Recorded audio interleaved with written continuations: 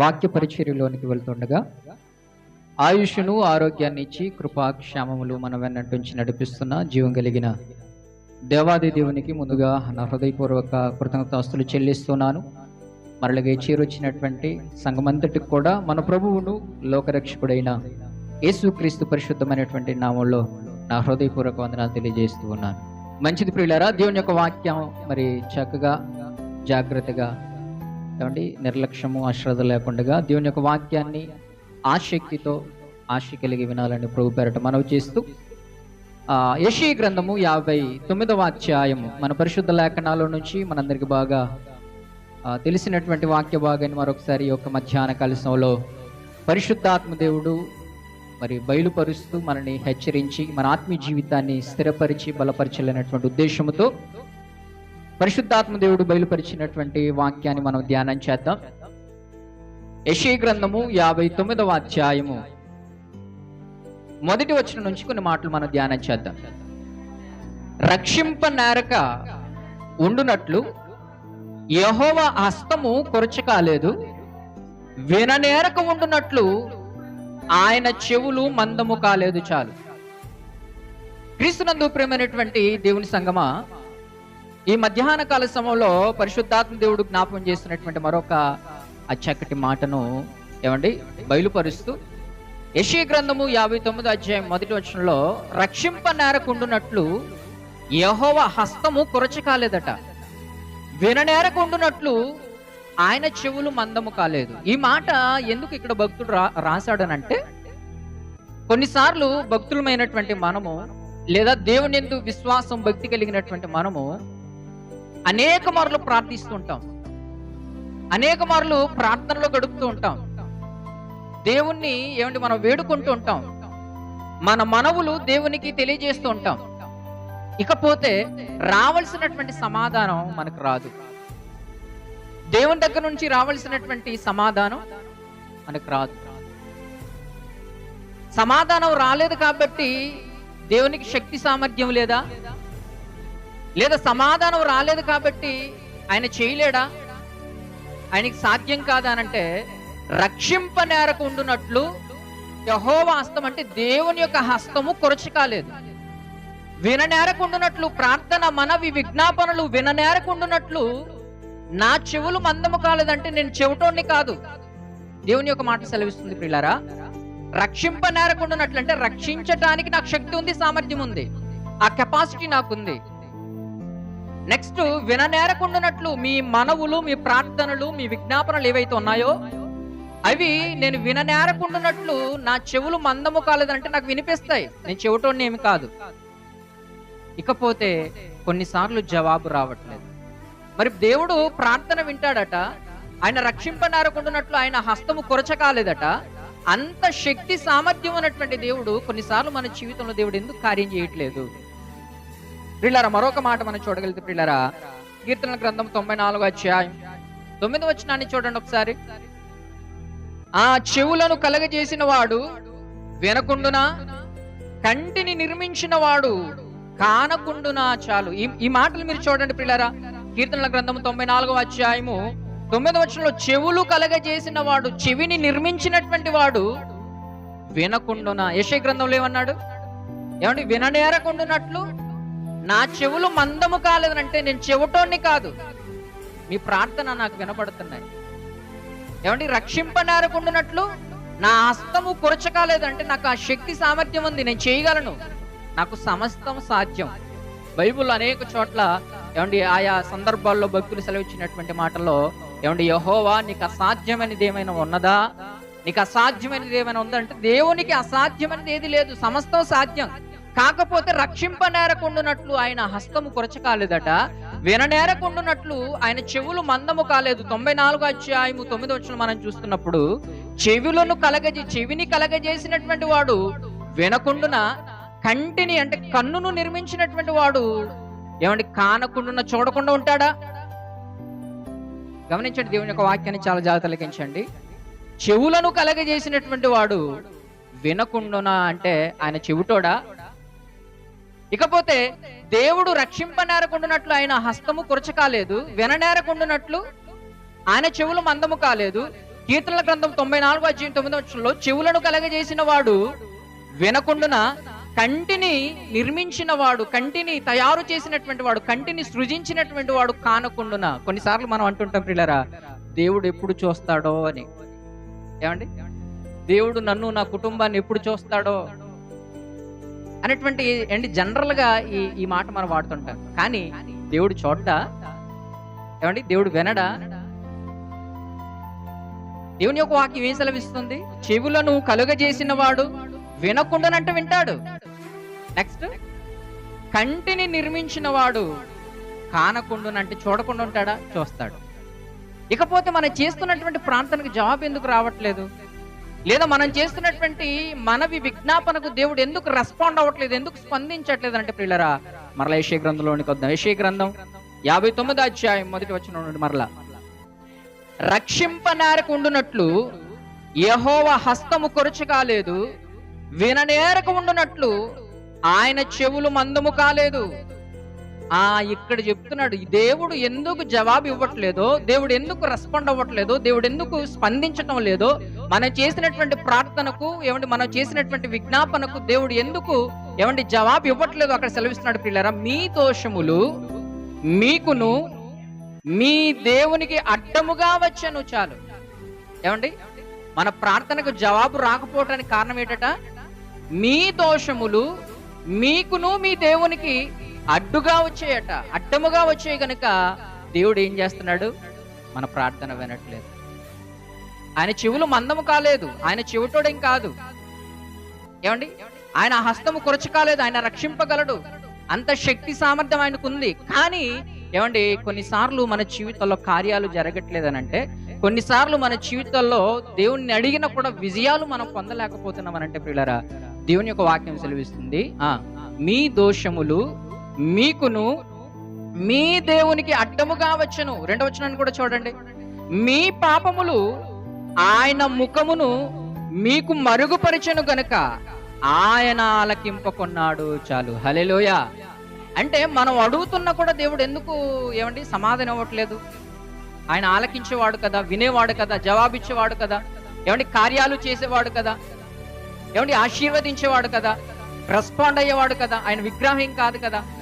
మరి ఎందుకు దేవుడు మన జీవితంలో కార్యాలు చేయట్లేదు? దేవుడు ఎందుకు మన జీవితంలో ఇంకా కన్నెత్తి చూడట్లేదు అనేటువంటి సందర్భాలు కొన్నిసార్లు మనకు తలెత్తుతుంటాయి. కానీ దేవుని యొక్క వాక్యం సెలవిస్తుంది, మీ దోషములు మీకును మీ దేవునికి అడ్డుగా వచ్చి, అడ్డముగా వచ్చి. 2వ వచనంలో వచ్చేసరికి, మీ పాపములు ఆయన ముఖమును మీకు మరుగుపరచనంటే దాచేసిందట. ఒక మాట చెప్పాలంటే, మీకు మీ పొరుగింటి వారికి మధ్యలో గోడ ఉందనుకోండి, వండినటువంటి రుచికరమైనటువంటి కూరలు ఇచ్చిపుచ్చుకుంటారా? సాధ్యమవుద్దా? కాదు. మీకు మీ పొరుగింటి వారికి మధ్యలో అడ్డుగోడ ఉంది. ఏదైనా ఇవ్వాలనుకుంటే ఎలాగిస్తావు? లేదా ఏమైనా తీసుకోవాలనుకుంటే ఎలా తీసుకుంటావు? గోడ ఏం చెయ్యాలా? గోడను ఏం చెయ్యాలా? తీసుకోవాలనంటే దాన్ని ఇరగొట్టాలి. హల్లెలూయా. లేదా ఆ గోడను పడగొట్టాలి.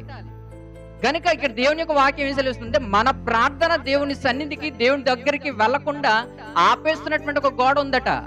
ఆ గోడే పాపము, ఆ గోడే మీ దోషము అనేటువంటి మాట వ్రాయబడింది. కనుక మీ దోషములు మీకును మీ దేవునికి అడ్డముగా వచ్చను, మీ పాపములు ఆయన ముఖమును మీకు మరుగుపరచను గనుక ఆయన ఆలకింపకొన్నాడంటే ఆయన వినట్లేదు. క్రీస్తునందు ప్రియమైనటువంటి దేవుని వాళ్ళరా, ఇకపోతే దేవుడు చేయలేడా? చేస్తాడు. మరి ఎందుకు చేయట్లేదు మన జీవితంలో అంటే అడ్డుగోడ ఉంది. చాలా స్పష్టంగా దేవుని యొక్క వాక్యం సెలవిస్తుంది. దేవుడు మన ప్రార్థనకు ఎందుకు రెస్పాండ్ అవ్వట్లేదు అంటే అడ్డుగోడ ఉందట. ఆయన ఇవ్వాలనేటువంటి ఆశ అయితే ఉంది, మనం తీసుకోవాలనేటువంటి తాపత్రయం మనకుంది. కానీ మధ్యలో ఒక మైనస్ పాయింట్ అడ్డుగోడ ఉంది. దాన్ని మనం కూలగొట్టాలి, లేదా దాన్ని పడగొట్టాలి. ప్రియులారా, కింద మనం చూడగలిగితే యెషయా గ్రంథం 50:2 వచనాన్ని కూడా ఒకసారి మనం ధ్యానం చేద్దాం. ప్రియులారా, ఇక్కడ దేవుని శక్తిని గురించి మనం ధ్యానం చేయగలిగితే, నేను వచ్చినప్పుడు ఎవడును లేకపోనేలా దేవుడు పరిశీలిస్తూ ఉంటాడు, దేవుడు గమనిస్తూ ఉంటాడు. కీర్తనల గ్రంథంలో మరొక మాట ఉంటుంది ప్రియులారా, ఆయన ఆకాశము నుండి నరులను పరిశీలిస్తూ ఉన్నాడట. తన సన్నిధిలో ఎవరు కనబడతారా, దేవుని మందిరంలో ఎవరు కనబడతారా అని ఆయన గమనిస్తున్నాడు లేదా పరిశీలిస్తున్నాడు గనుక నేను వచ్చినప్పుడు ఎవడును లేకపోనేలా, నేను పిలిచినప్పుడు ఎవడును ఉత్తరం ఇయ్యకుండా నేలంటే నాకు రెస్పాండ్ అవ్వట్లేదు. మెయిన్ దేవుని యొక్క బాధ ఏమిటంటే, నేను చూసినప్పుడు ఏమంటే మందిరంలో ఎవరు కనబడట్లేదు, నేను చూసినప్పుడు నా సన్నిధిలో ఎవరు కనబడట్లేదు, నాకు కనిపించట్లేదు. రెండో మాటలు మనం చూస్తే, నేను పిలిచినప్పుడు ఎవడును ఉత్తరం ఇవ్వట్లేదు లేదా నాకు రెస్పాండ్ అవ్వట్లేదు, నాకు సమాధానం ఇవ్వట్లేదు. కిందన నా చెయ్యి విమోచింపలేనంత కురచదైపోయేనా అంటే యెషయా గ్రంథం 59:1 మనం చూసినటువంటి మాట ప్రకారంగా రక్షింపనేరకుండునట్లు యెహోవా హస్తము కొరచ కాలేదు. ఆయనకి ఏమండి ఆయన హస్తము, ఆయన చేతులు కొరచేం కాదు. అంటే ఈ మాటకు అర్థం ఏంటంటే, ఆయనకి ఏమండి బలము లేదని కాదు, శక్తి లేదని కాదు, సామర్థ్యం లేదని కాదు. శద్రక్ మేషక్ అబేద్నెగో అనేటువంటి వారిని అగ్నిగుండంలో నుండి కనీసం అగ్ని వాసన కూడా పడకుండా రక్షించినటువంటి వాడు, అంత శక్తిమంతుడు దేవుడు. ఇకపోతే ఇక్కడ దేవుని యొక్క వాక్యం సెలవిస్తుంది, నా చెయ్యి విమోచింపలేనంత కొరచదైపోయేనా అంటే, నా చెయ్యి, నా హస్తము ఏమండి విమోచింప అంటే రక్షింపలేనంత కొరచదైపోయిందా? కాదు. తర్వాత విడిపించుటకు నాకు శక్తి లేదా? ఆ కిందన అంటున్నాడు తన శక్తి ఏంటో, దేవుని యొక్క శక్తి ఏంటో, తన బలం ఏంటో, తన సామర్థ్యం ఏంటో కిందన అంటున్నాడు. చూడండి, నా గద్దింపు చేత సముద్రమును ఎండబెట్టుదును అన్నాడు. హల్లెలూయా. దేవుని యొక్క శక్తి చేత ఏం చేస్తాడు? దేవుని యొక్క గద్దింపు చేత లేదా తన మాట చేత ఏం చేస్తాడు? సముద్రాన్ని ఎండబెట్టు. ఇంకో మాట చెప్పాలంటే, దేవునికి ఉన్నటువంటి శక్తి ఎంత గొప్పదనంటే ప్రియులారా, ఒకసారి హెబ్రీయులకు రాసినటువంటి పత్రిక చూడండి. అపోస్తలుడైనటువంటి పౌలు గారు హెబ్రీయులకు రాసినటువంటి పత్రిక 11వ అధ్యాయము 3వ వచనాన్ని చూడండి ప్రియులారా. ప్రపంచములు దేవుని వాక్యము వలన నిర్మాణమైనవనియు, అందును బట్టి ఆ దృశ్యమైనది కనబడడు పదార్థములచే నిర్మింపబడలేదనియు విశ్వాసము చేత గ్రహించుచున్నాము. చాలు. హల్లెలూయా. ఇక్కడ దేవుని యొక్క శక్తి లేదా దేవుని యొక్క వాక్కు, ఆయన మాటకి ఎంత శక్తి ఉందనంటే ప్రియులారా, ప్రపంచములు అనేటువంటి మాట వ్రాయబడింది. ఈ ప్రపంచం, మనం ఈరోజు ఈ చూస్తున్నటువంటి ఈ సృష్టి ఏమండి, ఈ ప్రపంచం అట ఎలా కలగబడింది లేదా ఎలా సృజింపబడింది, ఎలా వచ్చింది? దేవుని యొక్క మాట వలన. 11వ అధ్యాయము 3వ వచనంలో ప్రపంచములు దేవుని వాక్యము వలన నిర్మాణమైనవని అంటే, ప్రపంచమట ఎలా సృజించబడింది లేదా ఎలా సృష్టింపబడింది అని అంటే, దేవుని యొక్క వాక్కు తన మాట చేత సృజించేశాడట. ఆకాశం కలుగుగాక కలిగేసింది, భూమి కలుగుగాక కలిగేసింది. ఏమండి, ఆరిన నేల కనబడుగాక ఏమండి కనబడింది. సముద్రము సృష్టింపబడింది, సముద్రంలో ఉన్నటువంటి జీవరాశులు కలిగేసాయి. ఏమంటే భూమి మీద ఉన్నటువంటి జీవరాశులు కలిగేసాయి. నోటి మాట చేత ఈ ప్రపంచాన్ని కలిగజేసినటువంటి అంత శక్తిమంతుడు దేవుడు. మరి మన ప్రార్థనకు జవాబు ఎందుకు రావట్లేదు? ఆయన హస్తం కొరచైపోయిందా? లేదా ఆయన రక్షింపనేరకుండునట్లు ఆయన హస్తము కొరచ కాలేదు, విననేరకుండునట్లు ఆయన చెవులు మందము కాలేదు. ఒకటే మైనస్ లేదా ఒకటే లోపం. ఏమండి, మన దోషములు, మన పాపములు ఆయనకు మనకు అడ్డుగా వచ్చాయి. ఆయన ముఖమును మన పాపములు మరుగుపరచడం అంటే దాచిపెట్టేశాయి. కనుకని ప్రియులారా, ఇక్కడ మరొక మాట వ్రాయబడింది దేవుని యొక్క శక్తిని గురించి 11వ అధ్యాయం 3వ వచనంలో, ప్రపంచములు దేవుని వాక్యం వలన నిర్మాణమైనవన్నీ, అందును బట్టి దృశ్యమైనది కనబడడు పదార్థములచే నిర్మింపబడలేదని. అంటే దృశ్యమైనది అంటే మన కంటికి కనిపిస్తున్నటువంటి ప్రకృతి, మన కంటికి కనిపిస్తున్నటువంటి సృష్టి దృశ్యమైనది కనబడడు పదార్థములచే నిర్మింపబడలేదట. హల్లెలూయా. ఈ మాట మీరు చాలా జాతలకించండి. ఈ సృష్టి ఏమండి, దేవుడు సృజించటానికి, కలగజేయటానికి శూన్యంలో నుంచి దేవుడు సృష్టిని తయారు చేశాడు. ఒక పదార్థాన్ని తీసుకుని ఆ పదార్థంలో నుంచి సృష్టిని తీయలేదు దేవుడు. ఆ మాటకి అదే అర్థం. ఏమంటే దృశ్యమైనవి కనబడడు పదార్థములచే నిర్మింపబడలేదనియు అంటే, దృశ్యమైనవి మన కంటికి కనిపిస్తున్నటువంటి ఈ సృష్టి ప్రపంచమట ఏమండి వేరే పదార్థం యొక్క ఆధారము చేత కలగబడలేదు. శూన్యంలో దేవుడు ఏమండి సృష్టిని కలగజేశాడు, ఏమీ లేనటువంటి దాంట్లో. ఈరోజు మనం చూస్తున్నాం, ఒక ఏమండి సౌండ్ సిస్టమ్ ఉందనుకోండి, దాన్ని ఎలా కలగజేశాడు? ఏమీ లేకుండా కలగజేశాడా? ఏమండి దానికి కావాల్సినటువంటి కొన్ని మెటీరియల్స్ ఆయనకి కావాలి. గనక ఇలా ఏ సృష్టి చూసినా కూడా, మనిషి చేస్తున్నటువంటి ఏ సృష్టిని చూసినా కూడా ఏదో ఒక పదార్థాన్ని లేదా ఒక వస్తువును ఆధారం చేసుకుని సృష్టిస్తాడు లేదా కలుగజేస్తాడు. కానీ దేవుడు ఈ ప్రపంచాన్ని ఎలా చేశాడట? శూన్యంలో. దృశ్యమైనవి కనబడేడు పదార్థములచే నిర్మింపబడలేదంటే తన మాట చేత కలుగుగాక కలిగేసింది అంతే. ఆ రూపం ఆకారం వచ్చేసింది ప్రపంచానికి, ఈ సృష్టికి. కనుక అంత శక్తిమంతుడు. ఇప్పుడు యెషయా గ్రంథము 50:2 మనం మరలా ధ్యానం చేసినప్పుడు పిల్లరా, నేను వచ్చినప్పుడు ఎవడును లేకపోనేలా, నేను పిలిచినప్పుడు ఎవడును ఉత్తరమీయకుండానేలా, నా చెయ్యి విమోచింపలేనంత కొరచదైపోయేనా, విడిపించుటకు నాకు శక్తి లేదా, నా గద్దింపు చేత అంటాడు. చూడండి, ఇక్కడ నా గద్దింపు అంటే నా వాక్కు, నా హెచ్చరిక వలన సముద్రమును ఎండబెట్టుదును, నదులను ఎడారులుగా చేయుదును, నీళ్లు లేనందున వాటి చేపలు కంపుకొట్టి దాహము చేత చచ్చిపోవును. చాలు. గద్దింపు చేత అట దేవుడు ఏం చేస్తాడు? సముద్రాన్ని ఎండబెడతాడట. గద్దింపు చేత, తన మాట చేత సముద్రాన్ని ఏం చేస్తాడు? ఎండబెడతాడు. మన ఊరు ముందు ఉన్నటువంటి చెరువుని ఎవరైనా మాట చేత ఎండబెట్టగలరా? చెరువుని కష్టం. ఒకవేళ చెరువు ఖాళీ చేయాలంటే, ఆ నీళ్లు తోడాలంటే ఎన్ని నెలలు పట్టేస్తుందో, లేదా ఎంతమంది శ్రమించాలో, ఎంతమంది కష్టపడాలో. కానీ దేవుడు సముద్రాన్ని ఏం చేస్తాడట? ఎండబెట్టేస్తాడు. సముద్రంలో నీళ్లు లేకుండా చేస్తాడు. ఇశ్రాయేలు ప్రజలు మరి ఎర్ర సముద్రంలో నడిచింది ఎలాగా? రెండు వైపులుగా గోడలాగా సముద్రం నిలబడిపోతే ఆరిన నేల మీద ఇశ్రాయేలు ప్రజలు నడిచి వెళ్ళారు. కనుక తన గద్దింపు చేతట దేవుడు ఏం చేస్తాడు? సముద్రాన్ని ఎండబెట్టును. తర్వాత నదులను ఎడారులుగాను చేయుదును, నీళ్లు లేనందున వాటి చేపలు కంపుకొట్టి దాహము చేత చచ్చిపోను. అంటే ఇంత శక్తి నాకుంది. దేవుడు తనకు తాను తన భక్తుని ద్వారా వ్రాయించినటువంటి మాటలో, నాకు ఇంత శక్తి ఉంది, నా గద్దింపు చేత, నా మాట చేత ప్రపంచాన్ని కలగజేసినటువంటి వాడు నేను. నా గద్దింపు చేత సముద్రాన్ని ఖాళీ చేసేస్తాను, ఎండబెట్టేస్తాను అని సెలవిస్తూ, ఇంత శక్తి ఉన్నటువంటి నేను, ఇంత సామర్థ్యం నాకున్న నేను మీకు ఎందుకు జవాబు ఇవ్వలేకపోతున్నానంటే, మీకును నాకును మధ్యలో అడ్డుగోడ ఉంది అంటాడు. మరొక మాట చూద్దాం ప్రియులారా, యెషయా గ్రంథము 43వ అధ్యాయము ప్రియులారా 16వ వచనాన్ని చూడండి ఒకసారి.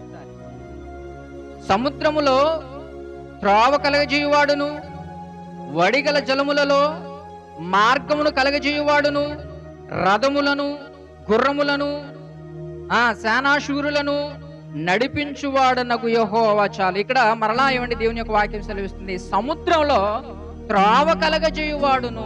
సముద్రంలో త్రోవ అంటే మార్గం, ఒక దారి, ఒక వే. సముద్రంలో వే తయారు చేసేటువంటి వాడు దేవుడు.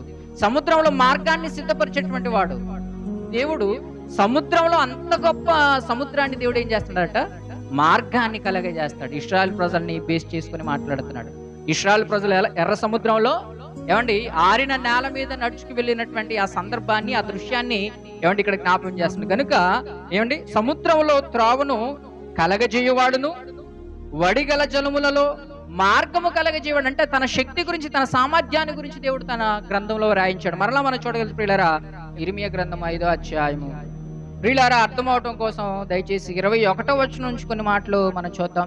చాలా గొప్ప మాట దేవుడు రాయించాడు ప్రియులారా. ప్రవక్త అయినటువంటి ఇర్మియా గారి ద్వారా వ్రాయించినటువంటి మాట మనం చూడగలిగితే, సందర్భాన్ని బట్టి 22వ వచనం మనం చూడగలిగితే ప్రియులారా, సముద్రము దాటలేకుండునట్లును, దాని తరంగములు ఎంత పొర్లినను అవి ప్రబలలేకయు, ఎంత ఘోషించినను దాని దాటలేకయు ఉండునట్లును, నిత్య నిర్ణయము చేత దానికి ఇసుకను సరిహద్దుగా నియమించిన నాకు మీరు భయపడరా?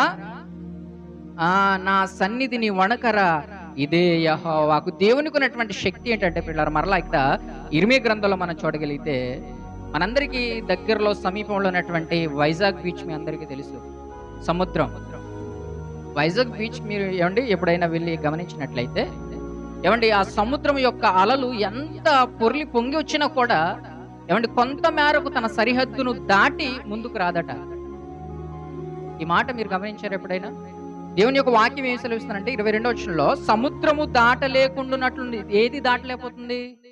దేవుడు నియమించినటువంటి ఆ సరిహద్దును దాటలేకపోతుంది. దేవుడు నియమించినటువంటి ఎక్కడి వరకు అయితే దేవుడు ఆ కండిషన్ లేదా ఆ షరత్ ఇచ్చాడో అంతవరకు వచ్చి మరలా వెనక్కి వెళ్ళిపోవాలి సముద్రం. అంతేగాని ఎంత పొరలు వచ్చినా, ఎంత ఘోషించినా, తన తరంగము ఎంత ఎగిసిపడినా కూడా ఏమండి ఆ ఇసుక సరిహద్దు దేవుడు నియమించాడు అంతవరకు వచ్చి వెనక్కి వెళ్ళిపోవాలి. కొన్నిసార్లు మీరు ఏమండి బీచ్కి వెళ్ళిన తర్వాత ఏమండి పూర్తిగా తడవకుండానే ఆ బీచ్ ఒడ్డునే నిలబడ్డారు అనుకోండి, మీ కాలు దగ్గరికి వచ్చినట్టుగా వస్తుంది, మరలా వెనక్కి వెళ్ళిపోతుంటది. కారణం ఏంటి? దేవుడు సరిహద్దు గీశాడు. దేవుడు సరిహద్దును నియమించాడట. లేకపోతే ఏమండి ఆ బీచ్ దగ్గరలో ఉన్నటువంటి బిల్డింగ్స్ కానీ, ఇల్లులు కానీ, లాడ్జీలు కానీ, హోటల్స్ కానీ ఏమైపోవాలి? ఏమంటే సముద్రంలో కలిసిపోవాలి. కానీ సముద్రానికి దేవుడు ఒక నిర్ణయం ఇచ్చాడట, ఒక సరిహద్దు ఇచ్చాడట. చూడండి, సముద్రము దాటలేకుండానట్లును ఏది దాటకూడదు? తన యొక్క సరిహద్దు ఎంతవరకు అయితే దేవుడు ఇచ్చాడో అంతవరకు వచ్చి వెనక్కి వెళ్ళిపోవాలా. దాని తరంగములు ఎంత పొర్లినను అవి ప్రబలలేకయు ఎంత ఘోషించినను దాన్ని దాటలేకయు ఉండునట్లు నిత్య నిర్ణయము చేత దానికి ఇసుకను సరిహద్దుగా నియమించిన నాకు మీరు భయపడారా? అంటే సముద్రాన్నే శాసిస్తున్నాను నేను, ఈ సృష్టినే శాసిస్తున్నాను నేను. నా మాట ఏమండి, నా గద్దింపు అలా ఉంటది. ఏమండి నేను గద్దిస్తే ఈ ప్రకృతి నా మాటకు లోబడుతుంది, ఈ సృష్టి నా మాటకు లోబడుతుంది. మీరు భయపడరా అని దేవుడు మనల్ని ప్రశ్నిస్తున్నాడు. తర్వాత నా సన్నిధిని వణకరా, ఇదే యెహోవా వాక్కు. 23 వచనాన్ని, ఈ జనులు తిరుగుబాటును ద్రోహము చేయు మనసు గలవారును వారు తిరుగుబాటు చేయుచు తొలగిపోచున్నారు. వారు రండి మన దేవుడని యెహోవా యందు భయభక్తులు కలిగి ఉందుము. ఆయనే తొలకరి వర్షమును కడవరి వర్షమును దాని కాలమును కురిపించువాడు కదా. నిర్ణయింపబడిన కోతకాలపు ఏమండి వారములను ఆయన మనకు రప్పించునని తన మనసులో అనుకొనరు. చూడండి పిల్లరా, మనిషిలో ఉన్నటువంటి లేదా నరులకు ఉన్నటువంటి ఒక చెడ్డ అలవాటు ఏంటంటే, సృష్టి అంతా దేవునికి లోబడుతుందట, సముద్రం దేవునికి లోబడుతుందట. ఏమండి ఈ ప్రపంచంలో ఉన్నటువంటి ప్రతి సృష్టి దేవునికి లోబడుతుంది. ఆయన ఎక్కడైతే సరిహద్దు నియమించాడో, ఎక్కడైతే ఆయన గీత గీసాడో అంతవరకు వచ్చి సముద్రం వెనక్కి వెళ్ళిపోతుందట. కానీ ఈ మనిషి, ఈ నరుడు మాత్రం దేవుని యొక్క మాటకు లోబడట్లేదట. గనుక ఇక్కడ దేవుని యొక్క వాక్యం ఏం సెలవిస్తుందంటే, ఈ జనులు తిరుగుబాటు చేశారు. తిరుగుబాటు అంటే అర్థం ఏంటి? మీకు తెలిసినటువంటి విధంగా చెప్పండి. తిరుగుబాటు అంటే అర్థం ఏంటి? అంటే చెప్పిన మాట కాకుండా వేరే నిర్ణయం తీసుకోవటం. కనుక ఈ జనులు ఏం చేస్తున్నారట? తిరుగుబాటు చేయుచు ద్రోహమును చేయు మనసు గలవారు వారు తిరుగుబాటు చేయుచు తొలగిపోచున్నారు. వారిలో ఏ ఒక్కరు కూడా రండి మన దేవుడైన యెహోవా, ఆ యెహోవా యందు భయభక్తులు కలిగి ఉందాము. ఆయనే తొలకరి వర్షమును కడవరి వర్షమును దాని కాలమును కురిపించుచున్నాడు కదా. నిర్ణయింపబడిన కోతకాలపు వారములను ఆయన మనకు రప్పించుచున్నాడని తమ మనసులో అనుకొనరు. అంటే ఈ రోజు మనం ఇంత వ్యవసాయం చేసి ఇంత కష్టపడి కష్టపడినటువంటి ఆ కష్టానికి తగినటువంటి ఫలితాన్ని మనం అనుభవిస్తున్నామంటే దేవుడే కదా, ఆయనే కదా. తొలకరి వర్షమును కడవరి వర్షమును కురిపించేవాడు ఆయనే కదా. అంటే కాలాలను నిర్ణయిస్తున్నటువంటి దేవుడు మనకున్నాడు కదా. ఆయనకు లోబడదాం, ఆయన యందు భయభక్తులు కలిగి ఉందాం, ఆయన సన్నిధిలో మోకరిద్దాం అనేటువంటి మనసు ఏ ఒక్కరిలో లేదు అనేటువంటి మాట సెలవిస్తూ 25వ వచనంలో అంటున్నాడు,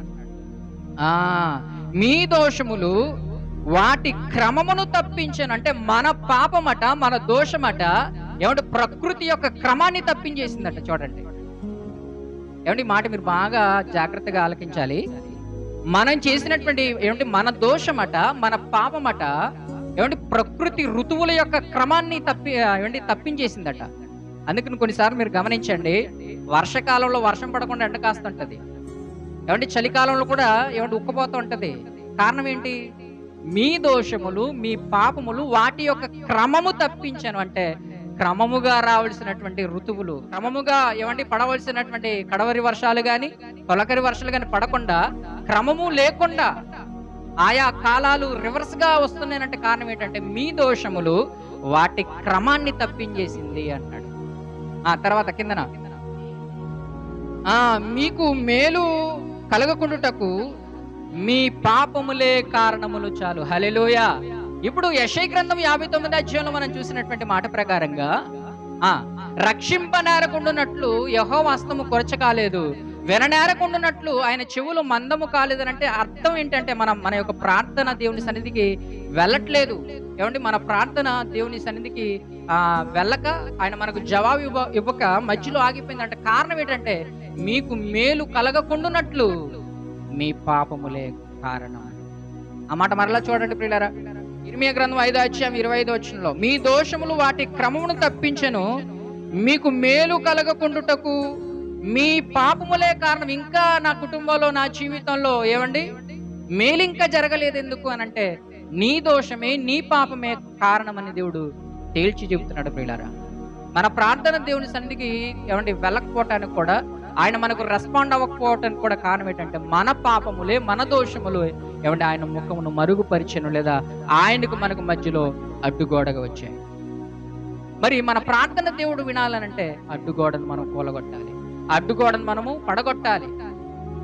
క్రీస్తునందు ప్రియమైనటువంటి దేవుని వల్లరా ఏమండి, మరలా కొన్ని మాటలు మనం ధ్యానం చేయగలిగితే మీకా గ్రంథం, మన పరిశుద్ధ లేఖనాల నుంచి మీకా గ్రంథం 3వ అధ్యాయం, మీకా గ్రంథం 3వ అధ్యాయం 4వ వచనం, వారు దుర్మార్గతను అనుసరించి నడుచుకుని ఉన్నారు గనుక వారు యెహోవాకు మొర్రపెట్టినను ఆయన వారి మనవి అంగీకరింపక ఆ కాలమందు వారికి కనబడకుండా తన్ను మరుగు చేసుకొనెను. ఈ మాట చాలా జాగ్రత్తగా ఏమండి, దేవుని యొక్క వాక్యం వారు దుర్మార్గతను అనుసరించి నడుచుకున్నారు అంటే నడవలసినటువంటి మార్గాన్ని ఎంచుకోకుండా దుర్మార్గతను ఏమండి అనుసరించి నడుచుకున్నారు గనుక